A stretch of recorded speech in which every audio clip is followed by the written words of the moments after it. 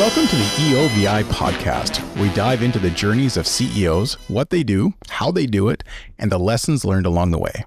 And today we have with us Shelly Berlin from Berlin Eaton, and I just learned they've been around for 29 years. Yeah, sure. Thank you. That's not just something you say, though. 29 forever. No. I know. Yeah. No. Now, before you start, Tom, we're not singing the song today. Thanks for kind of the opportunity to be here today, and also for getting me to think about this a bit, because 29 years is actually a pretty long time, and you forget some of the kind of milestones and the things that you did. And I'm just going to jump in quick and just say, so I've known Shelly for a little bit, and this is a common trait among many of EOVI's members, but Shelly's a super humble person, and she's a powerhouse. Well, thank you. I grew up in Alberta with, parents whose my grandparents had immigrated here.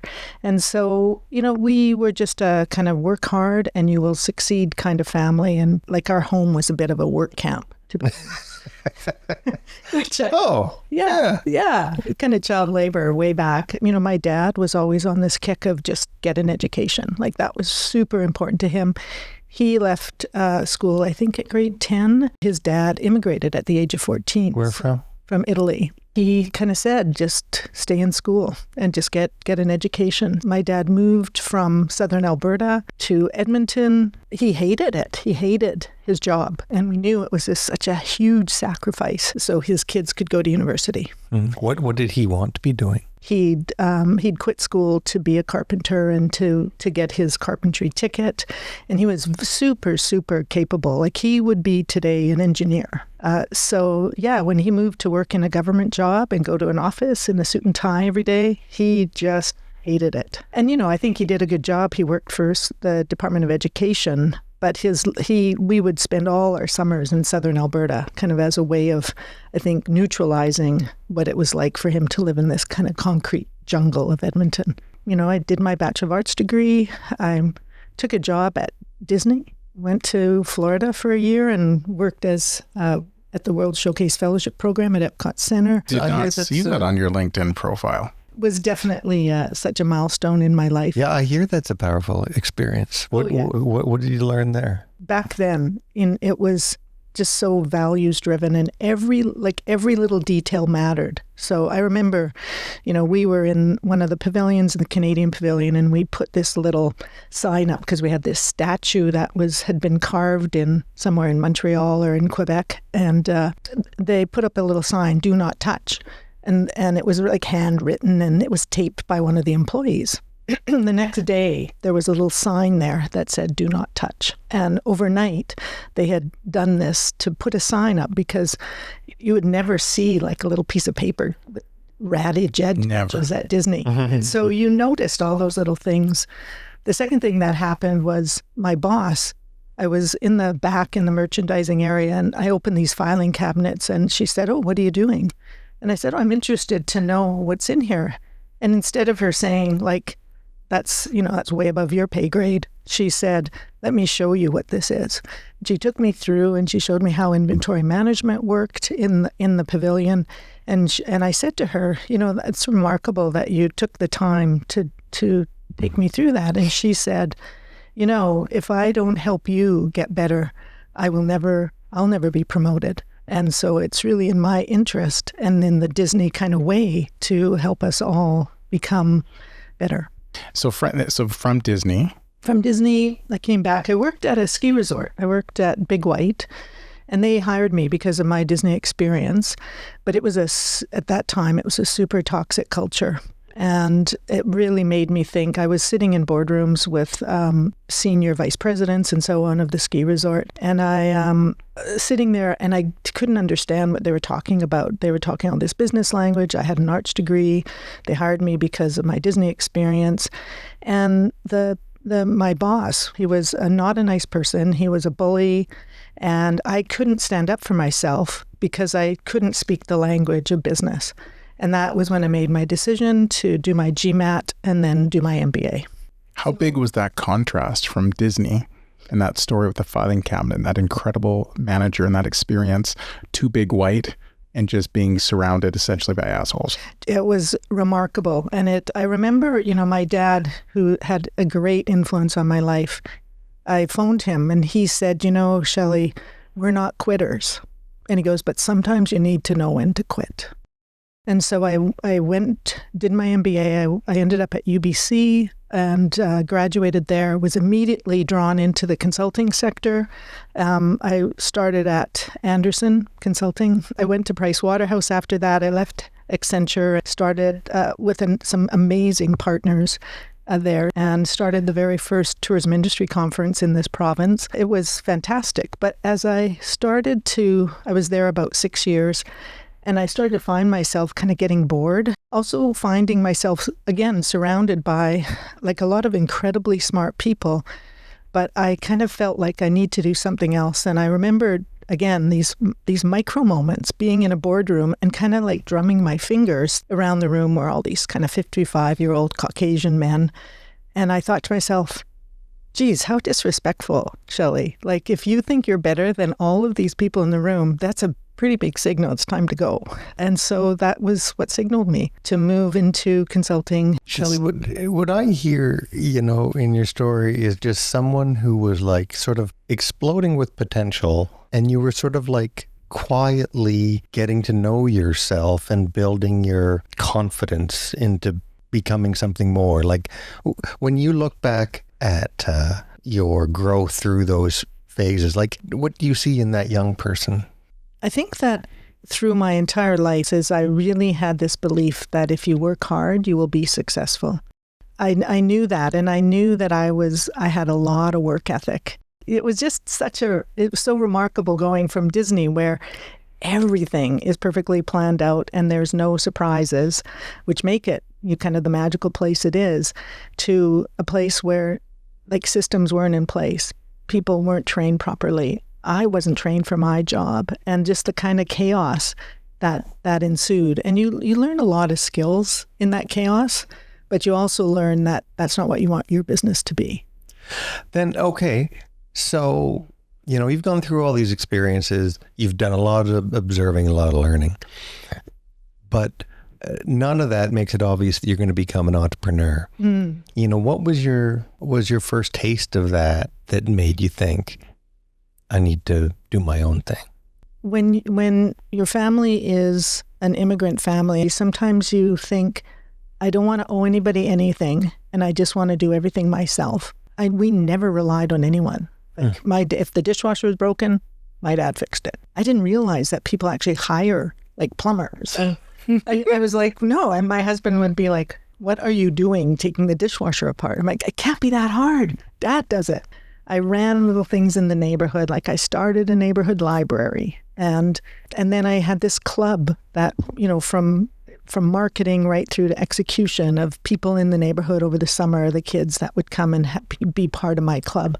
So I think very early on, I was an entrepreneur. And then when I moved into the big global firms, you still could be an entrepreneur. And as long as you were willing to do anything, you could learn kind of the skill end to end of what it is like to be in a large accounting or a large consulting firm.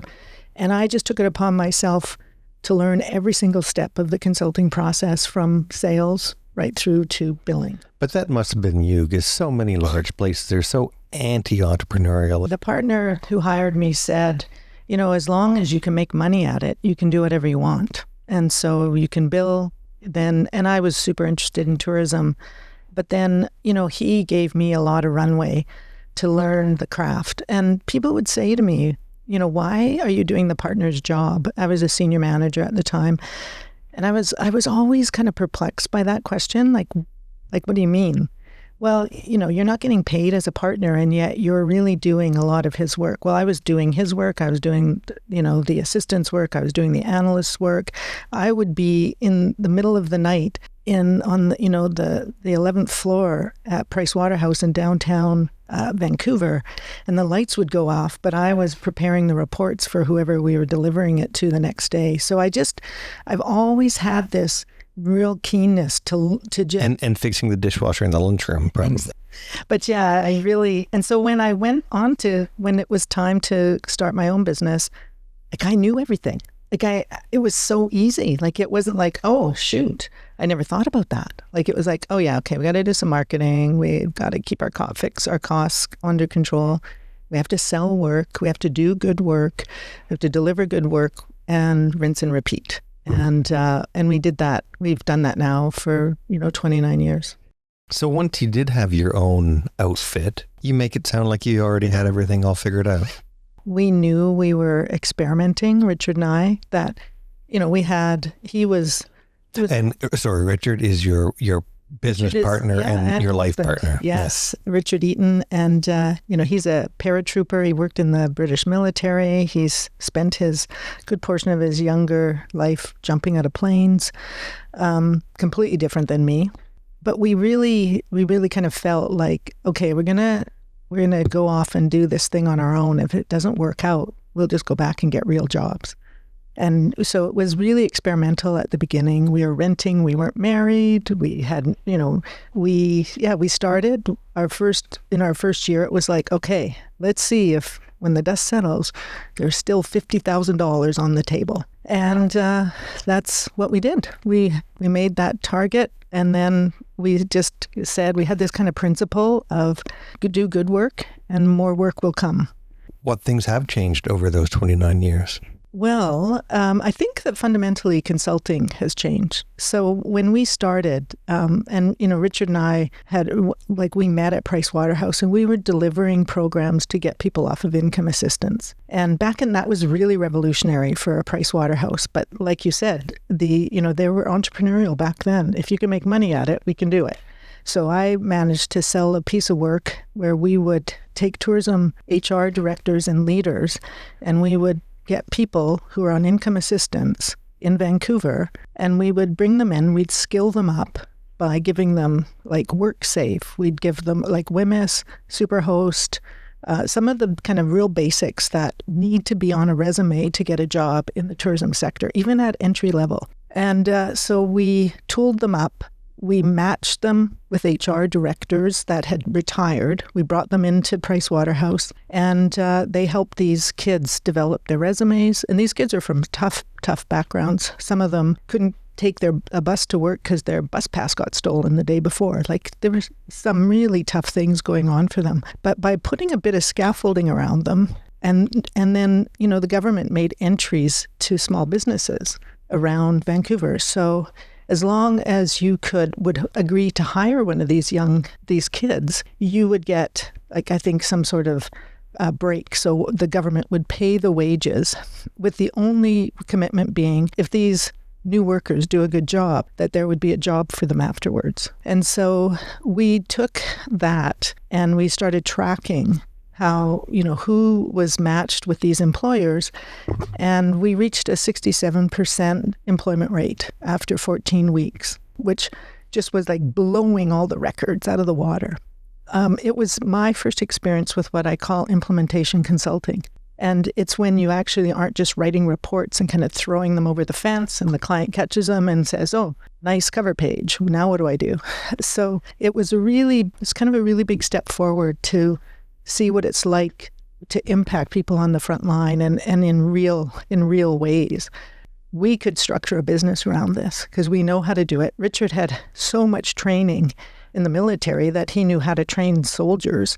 So he was super capable of being able to kind of say, if you want to get people to do things, here's how you go about it. I kind of brought the business lens into it, and we said, we're going to go and start a business where we're doing implementation consulting. And that's really... That does sound revolutionary. And what's not revolutionary is I think the consulting firms are all now saying, wow, like not from us, but I think that just it's evolved. So you're not so much the expert. You're kind of a partner with a bunch of experts. And so it's been great. I was in Winnipeg last week working with the Hospital Foundation, and we do a lot of facilitation and workshops and bringing senior leaders together. And no word of a lie, like we had a 30-minute conversation between two leaders that will change the course of the future of this foundation because of that 30 minutes. Shelly, you sound so committed to doing good work. It's not really what people think of when they think consulting industry. that's got to take its toll on you too. That anyone that I've found who's committed to good work pours a lot of themselves into it and doesn't always leave a safety tank for themselves. Well, I think there's kind of a couple of things there. Like, first of all, when we started our business, we also said yes to everyone. Like, we really said, we'll do it. We'll help you. I bet you don't do that anymore. We don't do that as much anymore. Some of our staff do, but we don't. But we also are obviously picky about the kind of clients we work with, because if they aren't willing to walk that journey with us in partnership, they probably have the wrong consultant. But there was a couple of consequences. One, we traveled a lot because, a lot of innovation happens at the edges. And so, central government at the time when we were working with public sector clients weren't really ready for our approach, but lots of people in the regions were. So we worked with the Ministry of Forests and worked with probably 40 of their district offices, just traveling. But prior to us starting, the two of you had a quick conversation about scaling, or somebody mentioned scaling. Has something happened with scaling for you? Are you thinking about scaling in a different way right now? Now, 25 years later, you're now thinking, okay, maybe it's time to actually build a bit more critical mass, think about, can we sell this business? What is our legacy? Because it would be tragic to me to put 30 or 35 years into a business and then have somebody just sort of say, yeah, they just kind of wound that down. So now scaling is a lot on our mind, and we're helping our clients scale. So we know how to do it. We just have to take some risks. And one of the things you asked earlier on around taking risks was we didn't take a lot. Like, we just said, if you can't pay for it, we don't buy it, and we won't buy it. And if if we can't figure out, if we don't have a client to do the work, then we shouldn't hire people. So kind of really small thinking, but it still was extremely rewarding work that we were doing. So it didn't really matter as long as the work was super interesting and we were learning. And then we were bringing other consultants along. It was okay. But now I just want to accelerate everything. It's like, okay, how do we bring, our team? We now are up to 10 people. How do we bring our team along so that they are fantastic consultants? And, it takes a long time to grow a consultant, especially if you want to be super values driven and do the right thing and make sure you're, all the stuff you're doing is at a pretty high standard. You're always thinking about building your brand. So now we're kind of positioning ourselves for kind of our last 5 years in the driver's seat of this business. Now you joined the entrepreneur organization about 2 years ago. Yeah. Now, what drew you to EO? It's funny because I kind of feel like I'm a bit of a late bloomer, and so being in year 28 and joining EO seemed a bit odd. But I think the penny kind of dropped for me that it was time to start working on the business instead of in the business, and time to start thinking about what is our exit strategy, how are we succeeding our firm. And I really thought when I met folks at EO, I just thought, yeah, this is a group that I think I could learn something from. And that's really proven itself out. And what are some of those things you've taken away? Well, I think that what I really appreciate is the fact that there's so many different industries around the table, and that really the problems we all are having and the opportunities are very, very similar. And so it's been great. It's been so nice to take off my consultant hat and just be another player around the table, because usually I'm kind of trying to figure out what the elegant solution is, and this way I get others to help me. So, some of the sessions we've had have been, like our forum sessions have been just really transformational for me. And I really, truly admire and love the people in our forum. And it's been just great. And, yesterday I think I sent out a note and said, hey, I'm looking for somebody who can help with this. And, within seconds, you've got seven contacts. I saw that. Yeah, it was awesome. And of course, that's helping everybody. 100%. Yeah, we're like, oh, that's great. Let me make a few notes, put that in a file. I've got that for later. Yeah, it was great. And I made contact with a couple people, and we're closing business, and it's just happened so fast, I'm thrilled. We had this EO thing with Mark McGuire from one of the firms he works out of Squamish, and I had a call with him about some stuff for financial planning, and within 30 minutes I had a path forward, and it was so valuable. It's just really remarkable, and it's kind of the small things and the big things that EO brings you. Yeah, what always surprises me so much is how much time we spend in forum talking about our families. And our, more about ourselves and less about our businesses. Yes, we're there because we're business leaders and owners, but it's really just one leg of our stools. And the way that we show up as business owners is so related to how we are as parents, how we are as partners. And when I started to get involved with EO, it started just to open up my whole world to say that actually some of the things that have been super successful in our business, like finding elegant solutions, actually are the same things you can help others with personal issues they're facing, or even yourself. So I have lots of pennies dropping all the time around, oh, wow, I could use this over here. And the genesis of that has been EO. Okay. You do a lot of stuff, right? Running the board at SMU is a gigantic job. Running your place, scaling it, getting it ready for another generation. I also know, because I'm your friend, I know that you have a heavy role as a parent also, and you may or may not feel like talking about that, and that's cool. But I think it's interesting, because I know I've learned a lot about parenting and compassion from knowing your story, and so I'm curious if you want to share any of that. Yeah, I'll talk a little bit about it. So one of the costs of our business was that we had kids later in life. And that's a whole story in itself of IVF and so on and so forth. Me too. Yeah. So, as a result of that, we're kind of older parents with younger kids, but also interestingly, as both of our kids are neurodiverse. So we have like 2 low supports, kind of level 1 autistic children, which has been really, really challenging as a parent, and a bit of a different path than we thought we might be on. Being able to create the future that we like, putting them in a great school, those were all decisions that we made so that we could give what my dad wanted to give to us, which was an education, and kind of setting them up for success. And so, that has been more challenging because it hasn't been the exact perfect fit for them. They're not the valedictorian. They're not on all the sports teams. They're very high academically, which is kind of why our main purpose for being there.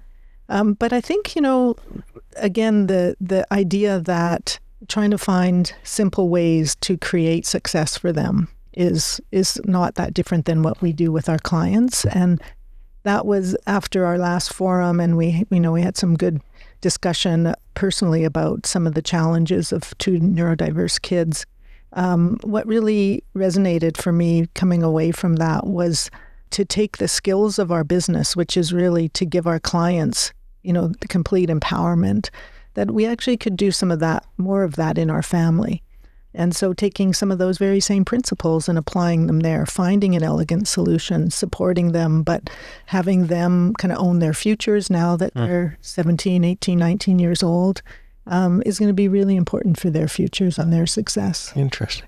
And how much does that sort of approach to parenting, clash or is in tension with that Italian upbringing you had in southern Alberta? Yeah, they're kind of opposite ends of the spectrum, to be honest, which means, I don't bring a ton of skill into that, into being able to be a parent that was different than my parenting experience. So that's been really, really hard. And, last night I had a conversation with my daughter about, she's moving out, and she's at UVic, and she's thinking of, renting an apartment for the summer with her friend whose roommate is leaving for the summer. And she's like, it's only $850 a month. And I was like, oh my God, $850 a month. is an enormous amount of money. Like, what are you doing? But it was really interesting because I said, like, you can live here, you can save money. And then I said something like, and I hope I'm not overstepping, because she's 19. And she said, no, Mom, you're not overstepping. And it was great because it was kind of this meeting of the minds that she still really wants me to be that parent and put some structure and boundaries around her, but she also wants some freedom too. So she kind of invited me back into that parenting role. The way that came about, the conversation was perfect. Mm-hmm. Yeah, it was nice. What has it been like to go on this journey with your husband?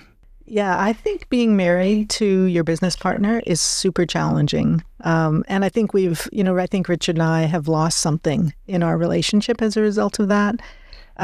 We are extremely different people, and that has made us super strong in both our personal lives. We love our independence.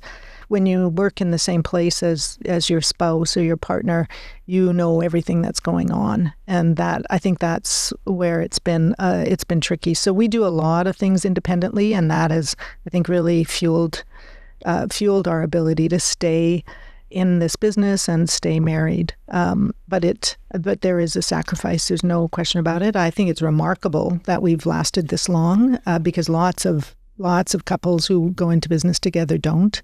Oh, no kidding. That's got to be one of the most challenging things you can imagine. Yeah, and it's been because, we know the boundaries of our strengths. And so, I've got a pretty clear work ethic, and Richard is kind of just, I don't know, he's just so solidly grounded in his values that when we're up against something hard and I'm overthinking it because I've looked at it 6 ways to Sunday, I'll look at him and say, what would you do? Like, what should we do? And he'll just have a crystal clear answer. And it's just like, oh my God, that's the answer. And we've done that our entire lives together. And then he lets me do my stuff. So he's not like, move over, I would like to pay taxes this month. Like, he's like, no, do we pay taxes? Yeah. What's our payroll?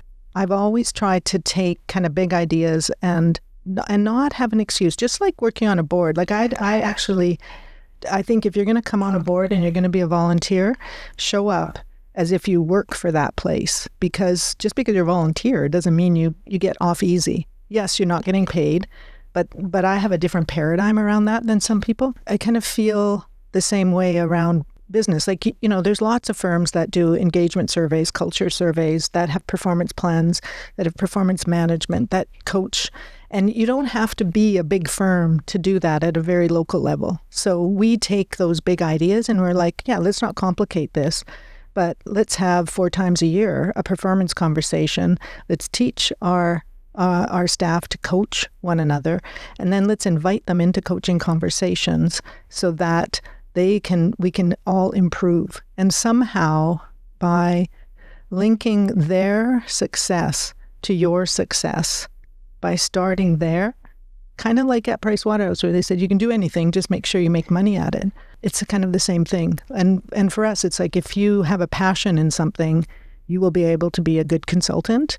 If you don't, the work is just too hard. So find that passion or find another career. What sets your standard?